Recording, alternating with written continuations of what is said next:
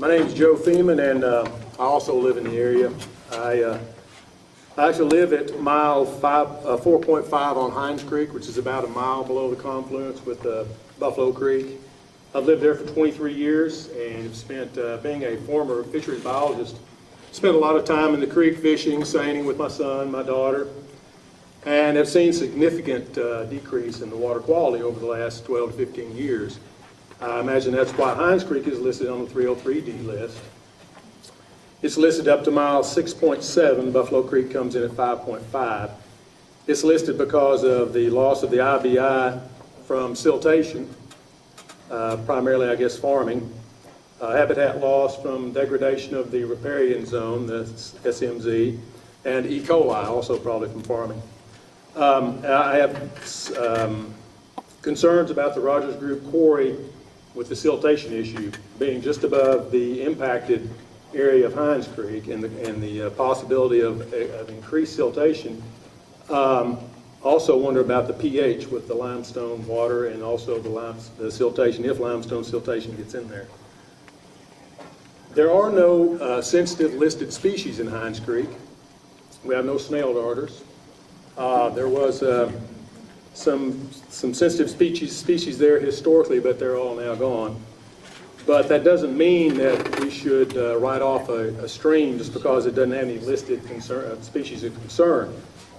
Like I say, I've seen a pretty significant decrease in the water quality over the years, and like somebody brought up a minute ago, what about fishing? Fishing is a recreational activity, and the fishing has just gone to pot on that stream. It's just not worth fishing anymore. I'm a former TVA employee, and my area was Norris Reservoir, and we had Key Limestone at the time, which now is owned by the Rogers Group in Jacksboro near the airport. They had a spill that filled in the end of a cove on Norris Reservoir. So I know it does happen. There are times when you do have breaches and you do get some deposits of siltation. So I've seen it happen firsthand. I now want to address some of the impacts, more of the technical impacts that could occur. There's been quite a few studies done in the state of Minnesota in very similar topography, karst topography. This area is very karst around here, limestone, caves, lots of limestone that is susceptible to leaching, and then you get sinkholes and so forth. Some of the studies in Minnesota found that there's a Green et al. Found that quarrying in karst topography altered groundwater discharge.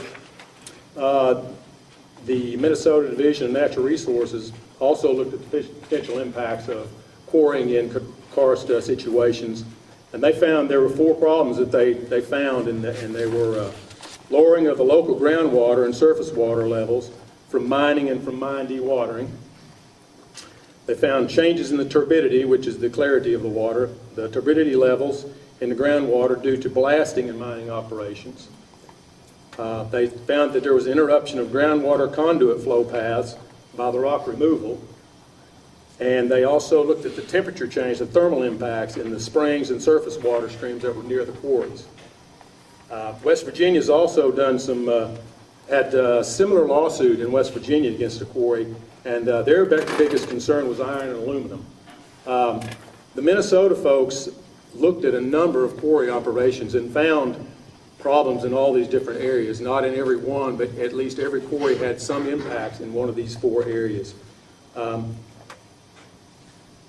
don't know if these comments will do any good or not, but this quarry is going to have a big impact on the local stream, the local watershed, and I hope you all take a very close look at it and look at some of the studies done in other parts of the country in similar topography and karst conditions. Thank you.